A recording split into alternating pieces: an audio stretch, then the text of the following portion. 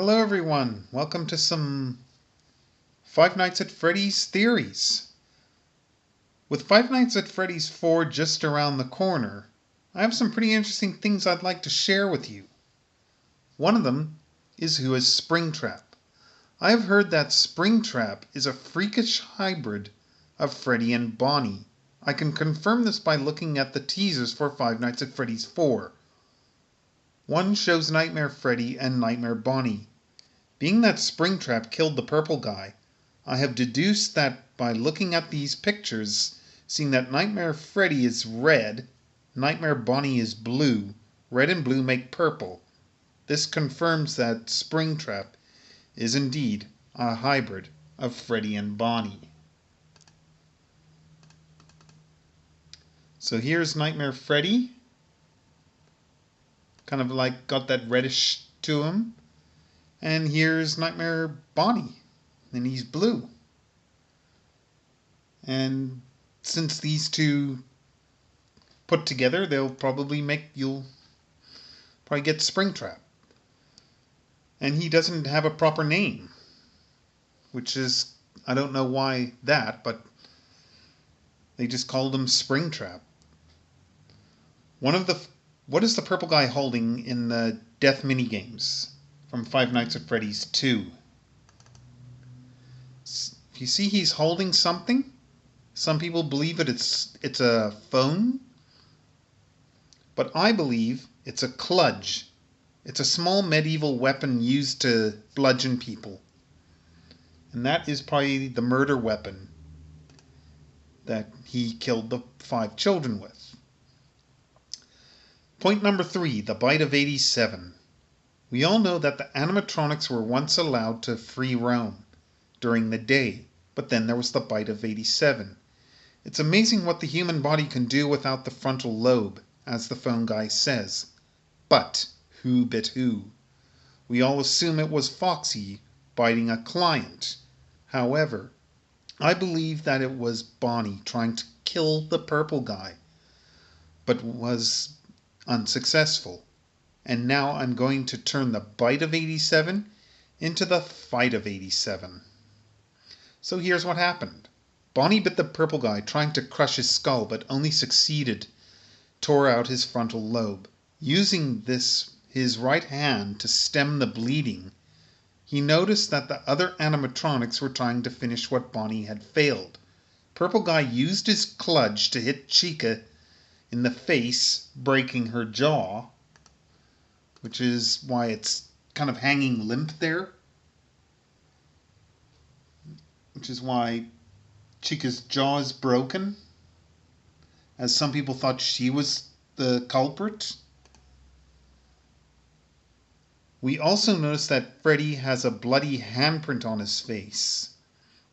I can say that it's an adult's hand that made that handprint, and not a child's. Purple guy was trying to push Freddy away, leaving the handprint. So we're going to take a look at that. I've downloaded, you can see the one on the left, you can sort of see the handprint there. The one on the right, it's kind of highlighted. And I can pretty much say that's an adult's hand. It would be much smaller if it was a child's. Okay, once Purple Guy escapes from Chica and Freddy, there's still Foxy to go. He then uses his kludge to hit Foxy in the CPU, causing the glitchy behavior. And the whole reason the animatronics are ganging up on him, because they are haunted by the 5 murdered children. They want revenge.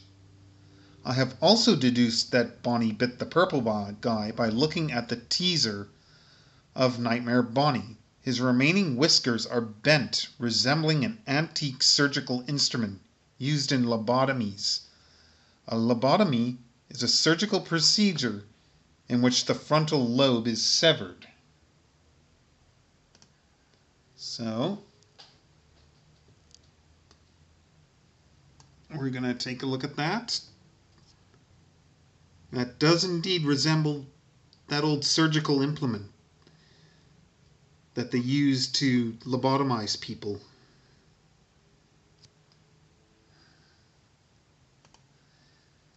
And lastly, who is the puppet? I believe that the puppet is the purple guy's first victim. Going back to Fredbear's family diner, one little boy was terrified of the animatronic bear that walked around the diner. He ran out into the parking lot and cried and cried. He then reached into his pocket, pulled out a music box, wound it up, and it plays My Grandfather's Clock. This helps the boy calm down if he gets scared.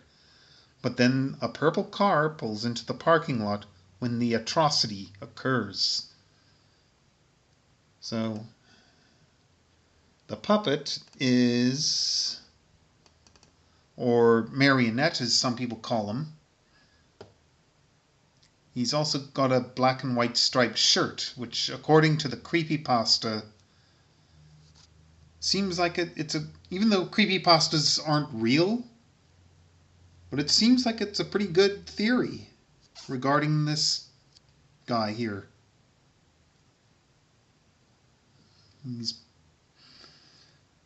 He's also in one of the mini games where you sort of give life to the children who were in a room. There's like one in each corner, and you play as this guy, and you put all the different animatronic heads on the dead children, sort of confirming that the animatronics are indeed haunted. All right, cool. I hope you enjoyed it. Cheers.